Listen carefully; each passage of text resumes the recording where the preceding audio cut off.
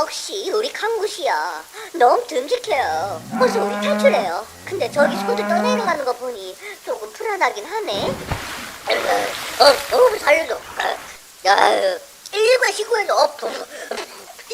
소와 함께 떠내려간 아내의 외도. 얼마 전 폭우로 나라가 온통 난리가 난 마당에 저희 집골도 난리가 났습니다. 하지만 전 이런 폭우와 홍수란 재해가 저에겐 오히려 감사할 따름입니다. 전 50을 바라보는 쌍둥이 아들과 딸을 둔 아빠입니다. 물론 지금 이혼 소송을 진행 중에 있는 아내도 있죠. 제 아내는 정수기 홈케어 서비스 직원입니다. 결혼 전 텔레마케팅에 일한 경력이 있고 또 워낙 활동량이 많은 사람이라 아이 둘이 어느 정도 큰 후 바로 큰 정수기 렌탈 회사에 입사하여 지금까지 일을 하고 있습니다. 아내는 늘 바빴습니다. 마케팅 수완이 좋아서인지 말빨이 좋아서인지 홈케어 서비스를 넘어 정수기 렌탈을 개인적으로 아내에게 신청하는 경우도 많아 아내는 직장에서 꽤나 인정을 받나 보더라고요. 전 작년 이맘때쯤 허리를 다쳐 4개월간 병원 신세를 지고 다니던 직장을 잃고 집에서 살림을 도맡아 하고 있습니다. 안 하던 살림을 해보니 주부들의 고생을 이제 알겠더군요. 하지만 내가 일을 쉬고 아내가 바깥일을 도맡아 하며 둘의 갈등도 많아졌습니다. 집이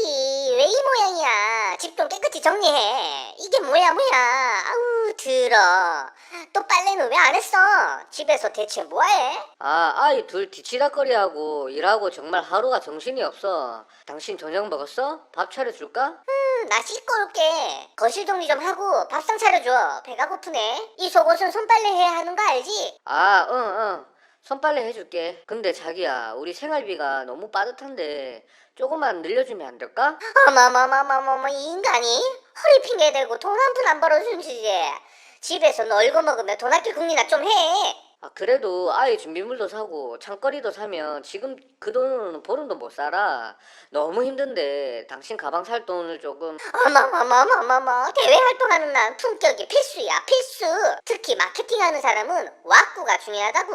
어서 밥상이나 차려.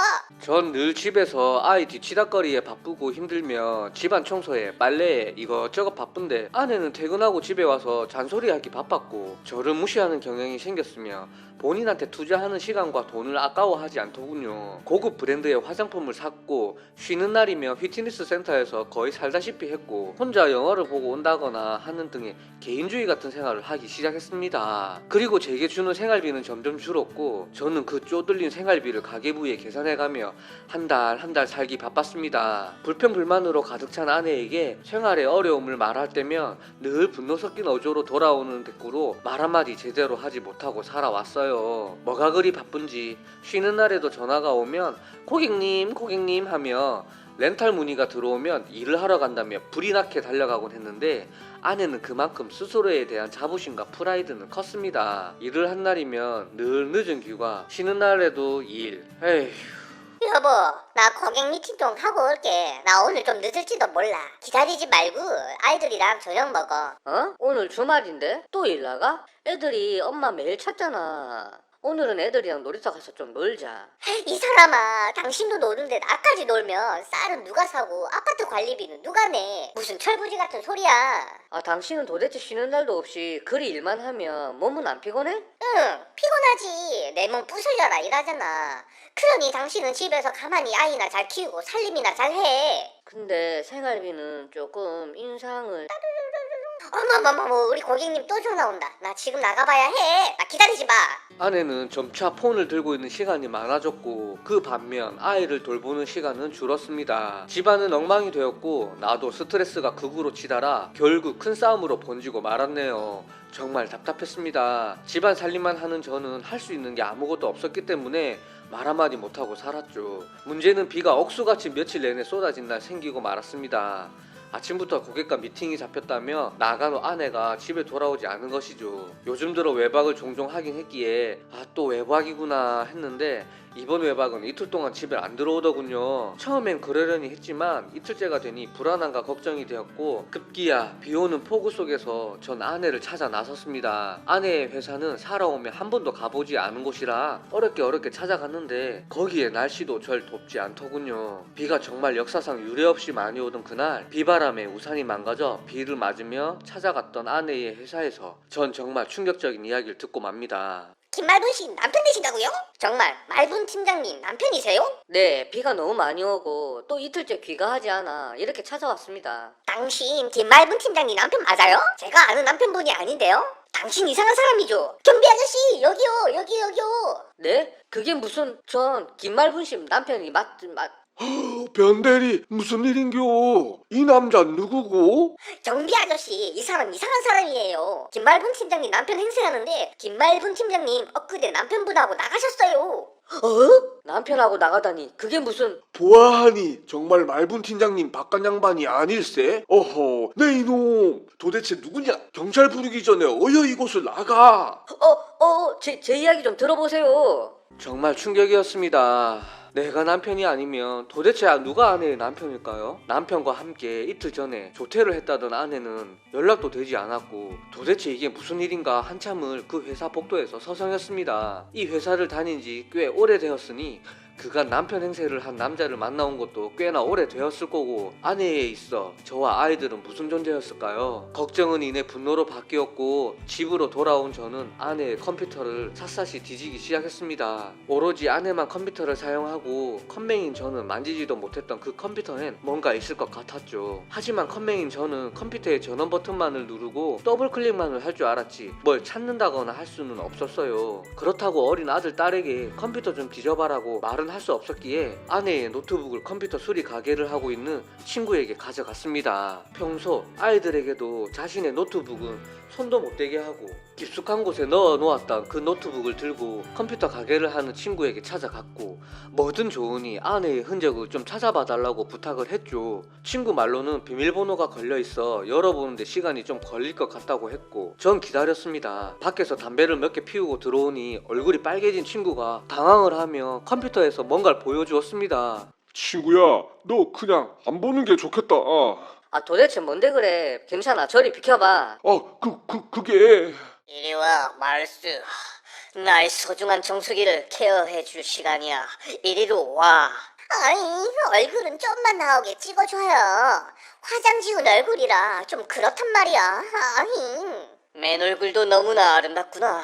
어서 이리 와. 나의 정수기로 오늘 말수기를 케어해줄게.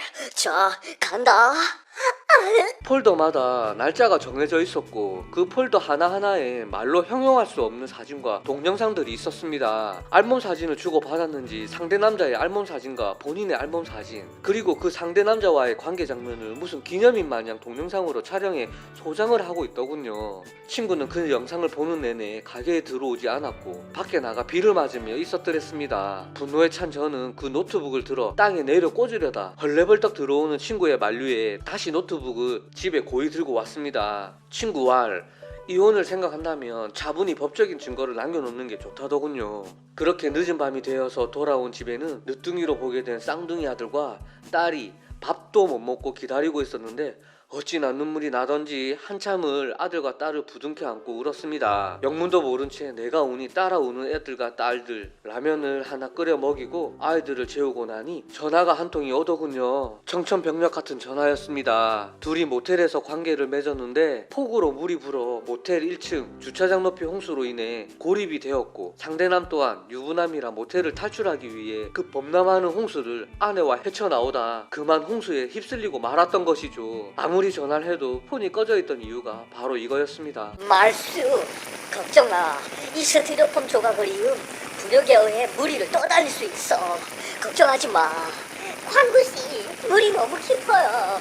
그냥 물 빠지길 기다렸다 가는 게 좋을 것 같아. 저기 소들 떠내려가는 거 봐봐. 내 사랑 말수 내 사정 알잖아. 집엔 호랑이 같은 와이프가 기다리고 있다고.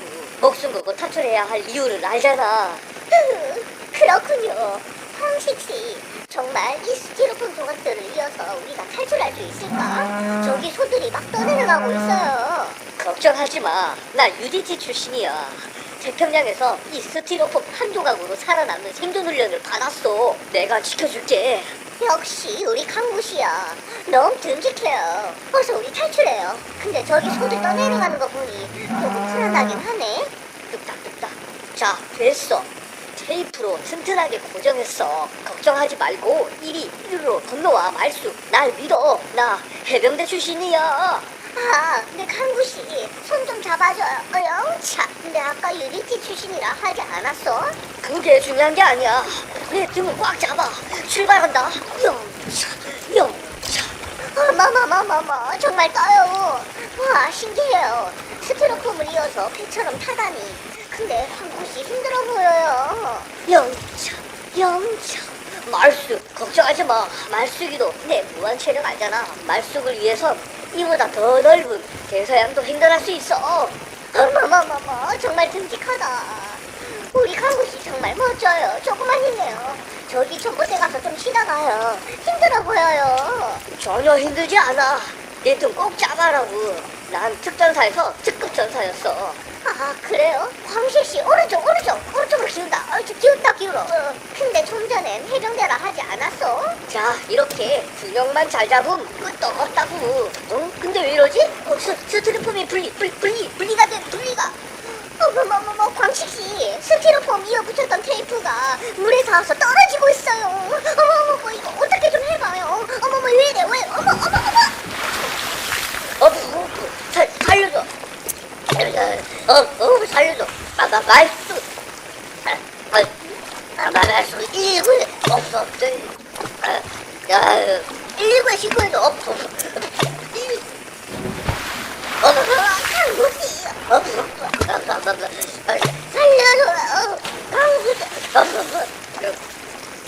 살려줘. 강구씨. 강구씨 살려줘.